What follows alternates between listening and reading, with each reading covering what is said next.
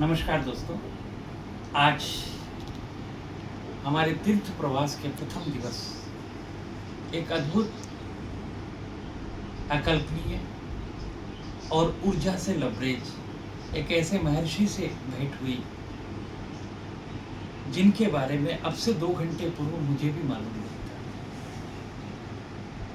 माता का शक्तिपीठ माँ विंध्यवासिनी मिर्जापुर के पास स्थित है। वहाँ दर्शन करने का मन था और हमारे प्रिय मित्र ने आपका परिचय उनसे मेरे से करवाया, और जब उनके दर्शन हुए तो कई ग्रंथ, कई विधा, कई सांगोपांग सनातन के बिंदु एक ही व्यक्ति में समाहित मिले। ऐसे अद्भुत जिनकी कई पीढ़ियां माँ विंध्यवासिनी की सेवा में अपना योगदान दे रही हैं, और ये क्रम लगातार चलता जा रहा है। सरयू प्राणी ब्राह्मण कुल से उत्पन्न, चेहरे से ओज, ऐसे लगता है जैसे कोई सिंह शक्तिपीठ पर विराजमान हो, और आपके घर के बाहर भी 2 सिंह की आकृति बनी हुई है, और आपके इस प्रसाद को शेरों वाली कोठी कहा जाता है, और वहाँ आप विराजते हैं। आप है त्रिगुणी नारायण मिश्र उर्फ मिट्ठू भैया। आप प्रकृति प्रेमी भी हैं। यहाँ कई चिड़ियाएँ आपने पाल रखी हैं। तो मैं यहाँ विंध्यवासिनी मंदिर में जब आए तो आपके दर्शन हमें मिले। आइए हम कुछ वार्ता, संक्षिप्त वार्ता जो अपने आप में विस्तृत है, परम चरणों के चरणार बिंदों में बैठ करके करते हैं, और ये वार्ता आप सबके ज्ञान में वृद्धि तो करेगी, साथ ही जो ये शक्तिपीठ है इसकी महत्वता को विश्व के प्रत्येक कालखंड तक पहुंचाने का कार्य करेगी। ये पीठों का पीठ है, ये शक्तियों की शक्ति है, आदि शक्ति, इन्हें विंध्यवासिनी कहा गया है। आइए उस माँ विंध्यवासिनी के बारे में हम समाचीन, सारगर्भित और वैज्ञानिक दृष्टिकोण से व्याख्या आचार्य श्री के मुख से स्वयं ही सुने। और हमारे बीच है त्रिगुणी नारायण मिश्र उर्फ त्रियोगी नारायण जी मिश्र, मिट्ठू भैया के नाम से आप जाने जाते हैं। शेरों की कोठी में है, और आज हमें आपका कृपा प्रसाद मिला, आपके चरणों में हम बैठे हुए हैं। आइए हम उनसे मुखातिब होते हैं और इस शक्तिपीठ के बारे में जानते हैं। त्रियोगी नारायण जी मिश्र, मिट्ठू। जय माँ विंध्यवासिनी, जय माँ विंध्यवासिनी। आप सभी दर्शकों का भी भगवती के माँ विंध्यवासिनी त्रिकोण शक्ति के दरबार में उपस्थिति दर्ज कराते हुए आप सबको वंदन करता हूँ, और भगवती के दरबार में सबका अभिनंदन करता हूँ। भगवती माता विंध्यवासिनी त्रिकोण शक्ति का कृपा आशीर्वाद सभी दर्शकों तक पहुँचे, ऐसी ही भगवती से प्रार्थना करता हूँ। और एक प्रार्थना ये भी करता हूँ कि सब सुखी हों, सब आरोग्य हों, सर्वे भवन्तु सुखिनः, सर्वे सन्तु निरामया, सर्वे भद्राणि पश्यन्तु, माँ कश्चित् दुःखभाग् भवेत्, सब आनंदित हों। माता विंध्यवासिनी का ये दरबार त्रिकोण शक्ति का दरबार है। माता विंध्यवासिनी का ये दरबार असंतुलित मानव जीवन को संतुलन प्रदान करने वाला दरबार है। माता विंध्यवासिनी का ये दरबार वो दरबार है, ये दरबार जिसने जिसने स्पर्श किया इस दरबार को, यहाँ के रज को विशेष हो गया।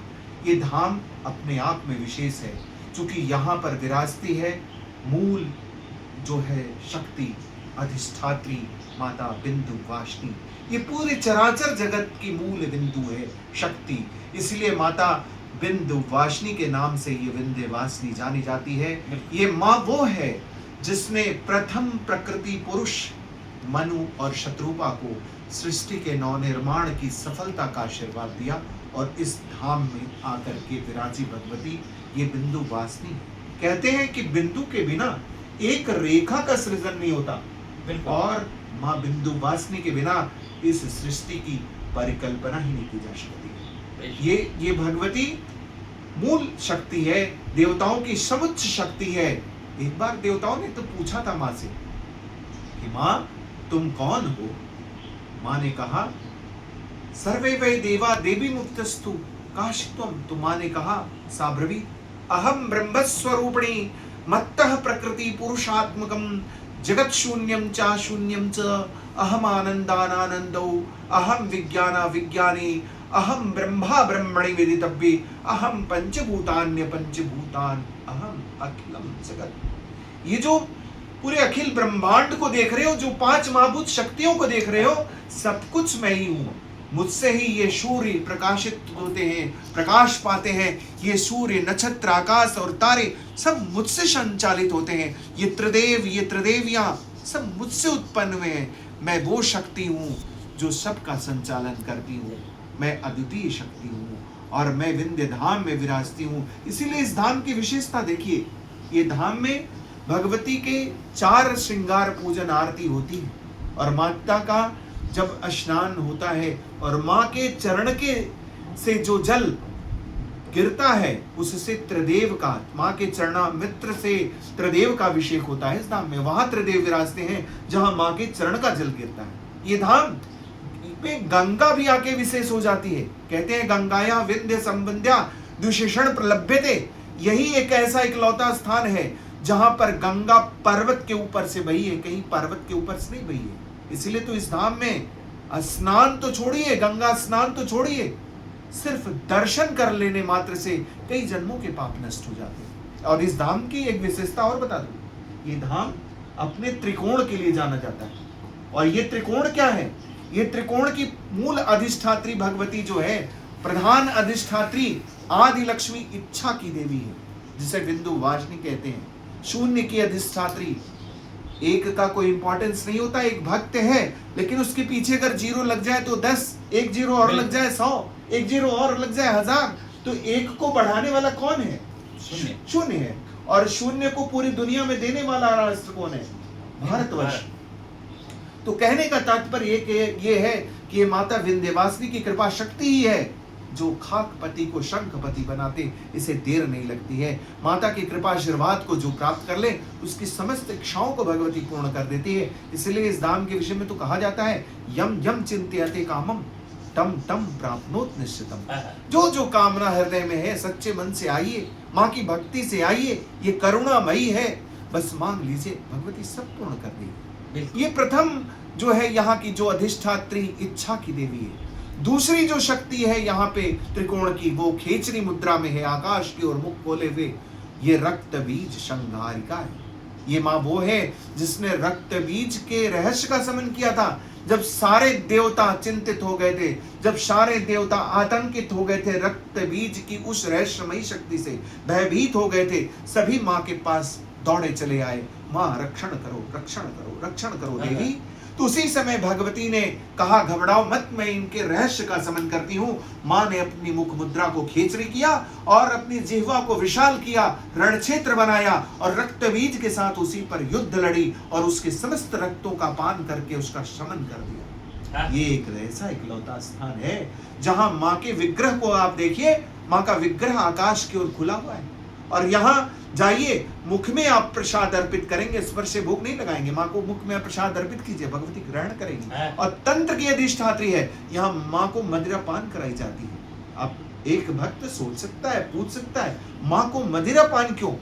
माँ यहाँ एक संदेश दे रही हम भक्तों को कि जिस प्रकार से रक्त बीज की आसुरी शक्ति का मैंने शमन किया, तो जिसकी एक बूंद लेने से तेरे अंदर विकृतियां उत्पन्न हो जाए, तेरी चेतना विकृत हो जाए, तो भी उसे तरह से हो जाए, उसका पान मैं करती हूँ। भगवती यहाँ विकार मुक्त करने की बात कह रही है और प्रत्येक भक्तों को कह रही है कि तू आ मेरे पास, अपने समस्त विकारों को मेरे पास छोड़ जा और यहाँ से तू विकार मुक्त होके जा, विकार युक्त न रहे। बिल्कुल।